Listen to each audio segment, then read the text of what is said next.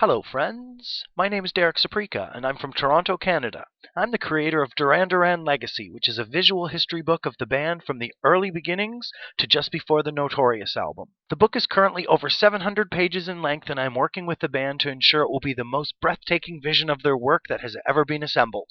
I've been a fan of Duran Duran since June of 1982 when I first heard Hungry Like the Wolf on the radio. I started collecting memorabilia right away and have never stopped.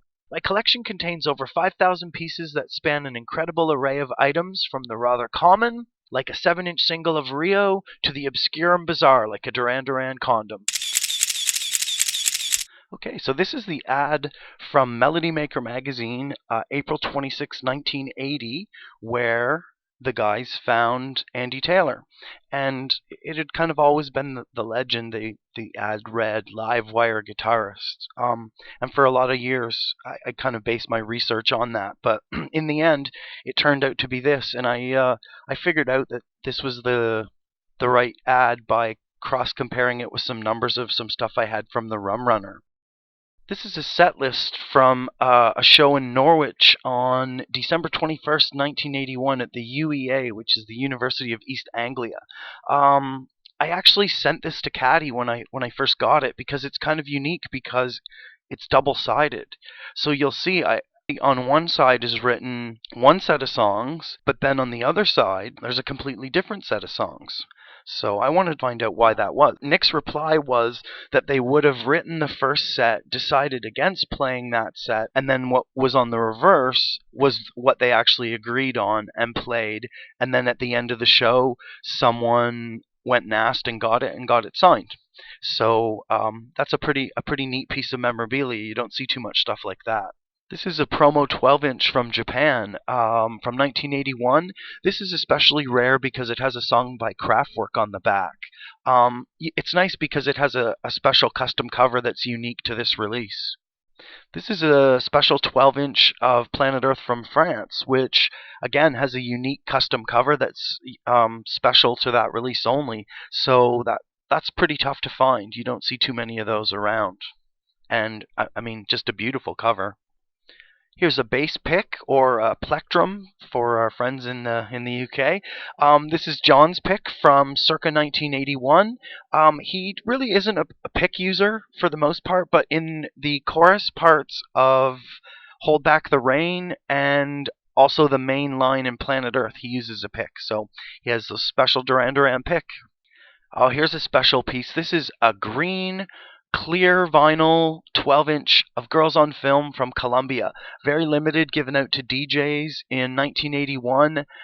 Finding one of these in nice condition is really hard. Most collectors yearn. I've actually seen this sell for over $1,000 before, so definitely one of the harder pieces to find. Oh, and here's a beautiful piece. This is a 7-inch from Brazil, special limited custom cover, not used in any other country. This was a promotional product for Nexus jeans. I've seen this sell for over $600 before. So again, finding one of these for your collection is a bit of work. This is newsletter issue number 1 from the Duran Duran fan club. This was in the first packet that was sent out to the early adopters, the first people who were big fans of Duran enough that they wrote in and joined the club. So, yeah, this is a pretty rare piece. And then the fan club actually got so big that the people running it in Birmingham couldn't do it, and they had a total reboot.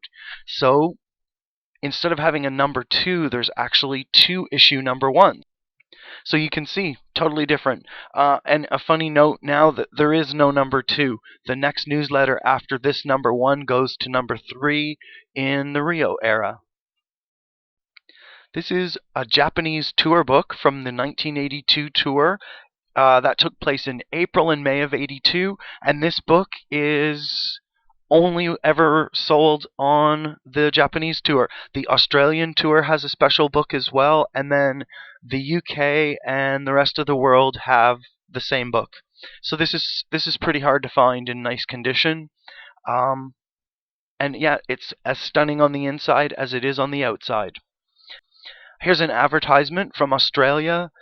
This is Yeah, it's a nice one. It advertises a record called Night Versions that you can actually only get in Australia.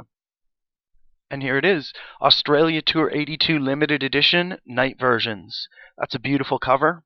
And that's one of those things that, as a collector, when you see this, you're like, man, nothing exists like that in any other country.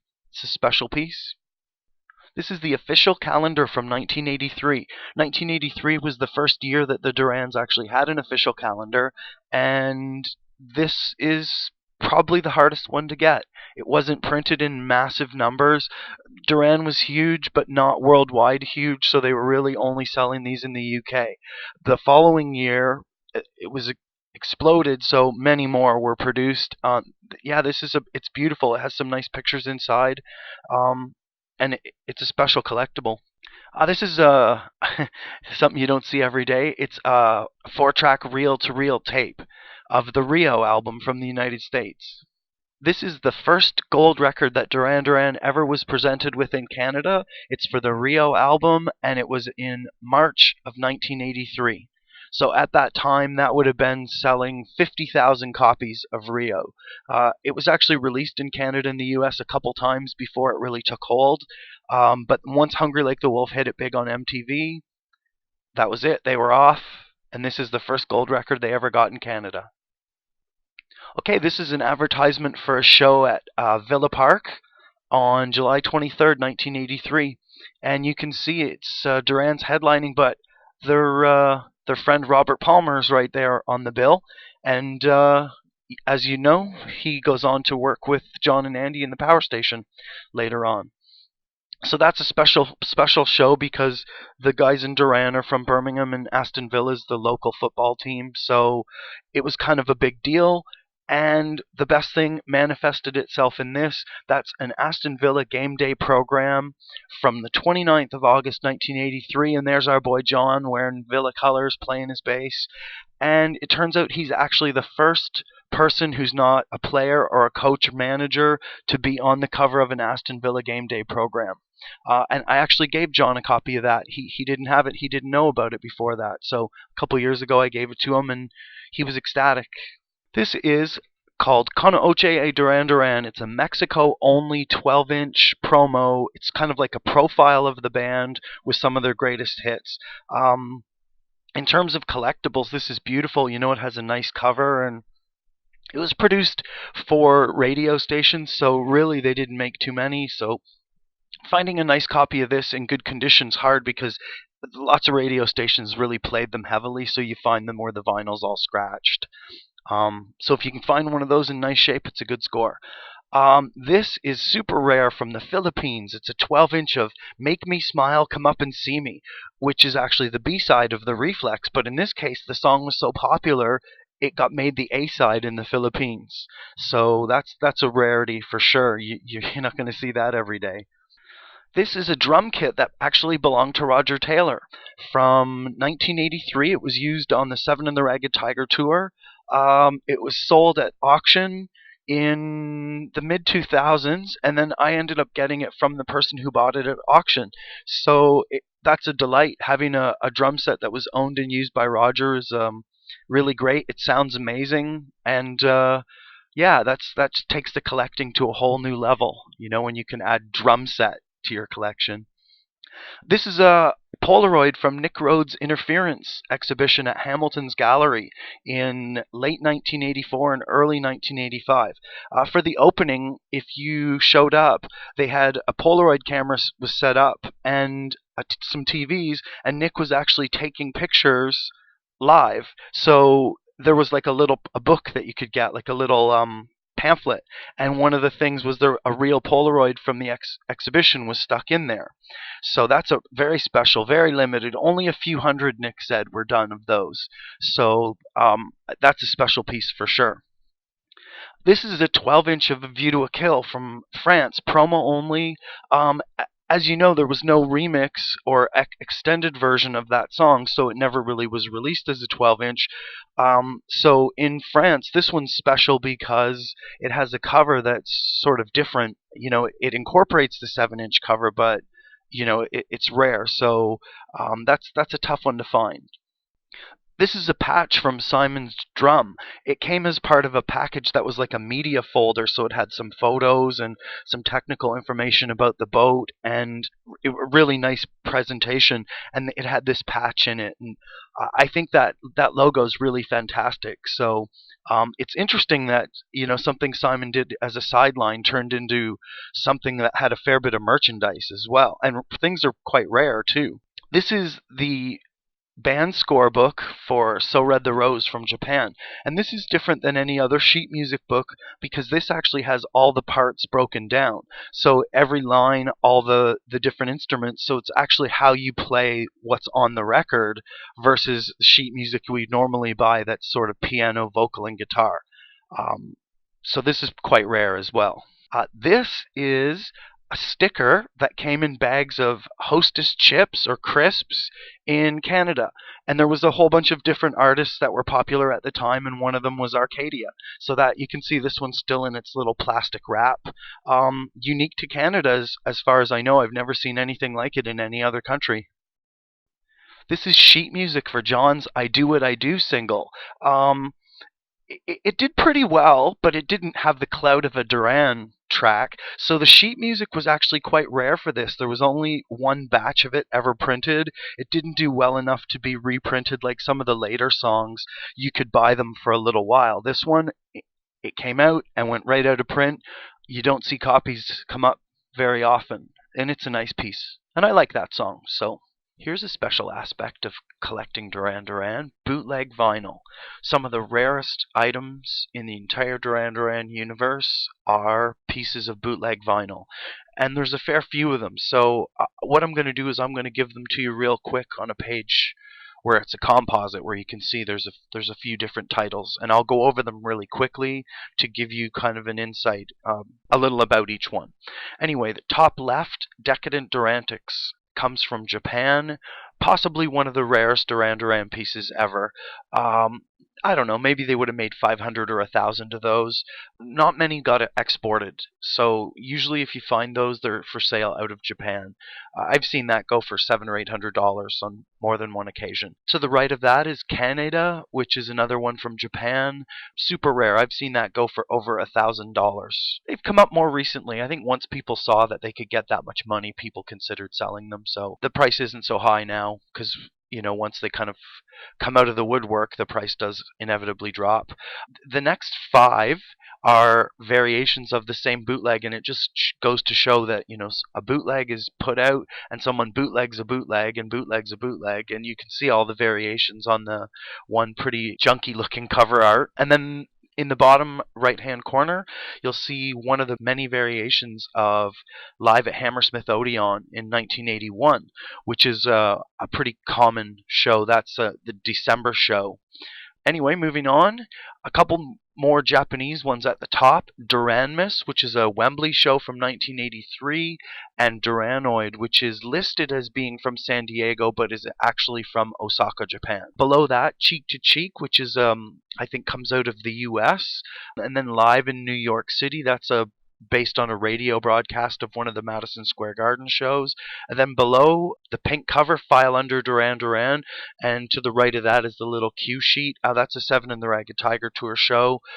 And then at the very bottom row, you'll see variations of a bootleg picture disc called Video Christmas. And on one version, there's a little picture of Santa and some information, and on the other pressing, there's the same image on both sides. The music's different on both sides, so just an interesting thing to see a little variation on a bootleg. And then moving on, there's a Live at Odeon picture disc. I think that comes out of Singapore. That's one of the most common Duran bootlegs, going back to that Live 82 one and the Live at Hammersmith Odeon. And below that, you'll see another version of the same one, just a plain cover. Duran de Janeiro, that's in the top right, slightly pink looking. Another version of the Hammersmith gig. Below that, Live in Melbourne, another interesting example of an Australian rarity where someone locally did this and they pressed it up, and it kind of caught on and flew around the world. So a record from Australia made it to me in Canada, which in the 80s, that was a pretty big feat. Live from Central Park, it's made to look like a radio show, but it's a bootleg. It's not legitimate. And the show's not from Central Park, which is kind of funny. Typical of a bootleg, though, lots of misinformation. The next one, Religion, that's a fan favorite because it's got beautiful cover art. And that's a BBC 1982 broadcast. And then below, two versions of the Princess Trust show from July 83, and you can see that's from Japan. One of them has a pink cover and the other has a blue.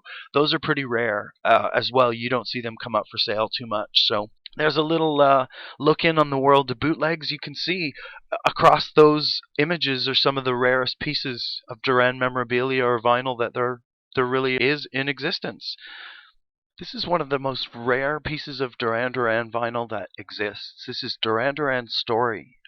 It's a compilation, a promotional thing from Japan, where it's a whole bunch of songs leading up to Notorious, including Arcadia and Power Station, and yeah, really, really rare, hard to find. You don't even see it really on eBay only once in a while, and it usually ends up going $600-700, so a fair bit of cash.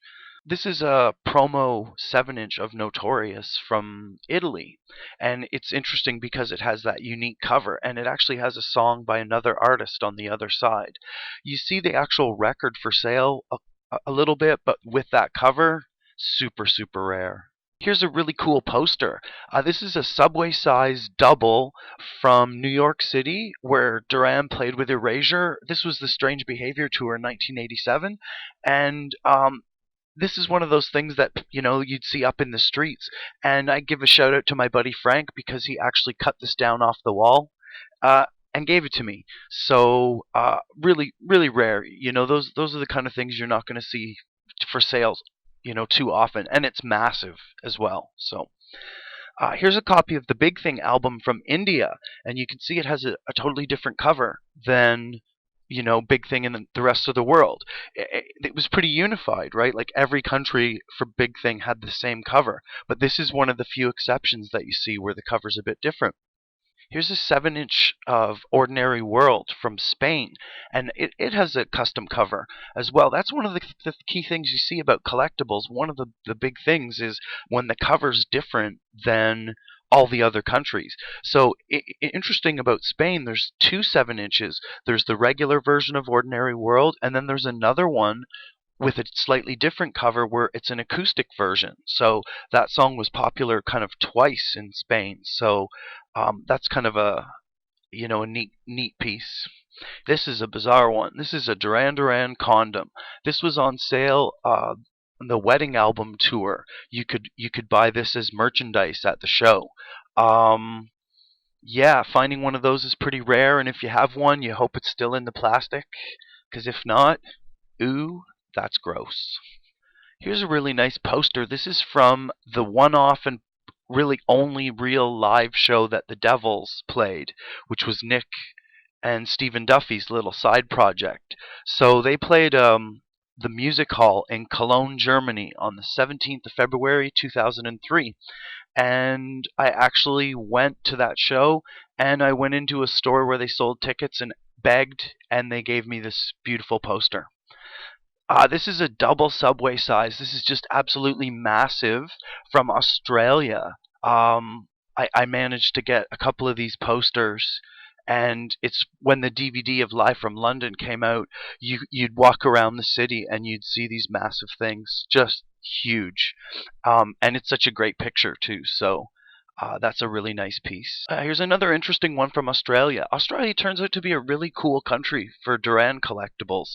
They've done lots of things that are really exclusive to Australia, and that kind of in a strange way, puts them in with the heavy hitters like Japan and England and the US, where collectibles all around the world are from those places are always in high demand. Well, Australia's done some pretty neat stuff, and this is a postcard for Red Carpet Massacre. And you could only get that in record stores in limited numbers in Melbourne, Adelaide, and Sydney. So pretty rare.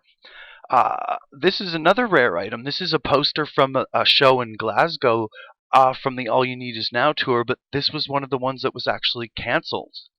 So there's a couple different posters. So some of the posters are for the canceled dates, but then there's other ones that are for the date that was rescheduled later that actually took place. And the great thing about that poster is I got it when I went to Glasgow, and I went into a shop and I asked and they gave it to me. And that's one of the things about collecting that's great is you can buy stuff on eBay and that's fun, but there's nothing better than going into a shop or a record store and finding something you've been looking for a long time or something that's unique. And that leads me to this, the final item of my presentation. It's a poster from a John Taylor book signing. So as you guys know, John's been going around promoting his book. He did some stuff in the UK and some North America, US and Canada. Well, he did one at Indigo Books in Toronto, and I was lucky enough to go along. And one of the things that I managed to score was a poster from the event. And it's interesting because in the modern way of marketing events, it's all done on social media. So it's kind of rare that they actually make posters and in-store materials because most of their hardcore marketing is done online. So yeah, it's neat to see, and the event was a tremendous success. And yeah, that's it. A nice poster from one of John's book signings. That's going to wrap up our little tour through my Duran Duran collection, or at least some of the more unique and interesting pieces. I wanted to thank the guys in the band, and Wendy and Caddy for being such a great help, and I hope everyone enjoyed this. Thanks. I'm Derek, figital@gmail.com, FIGITAL@gmail.com. If you want to reach out, be in touch. Always happy to talk Duran. Take care. Bye.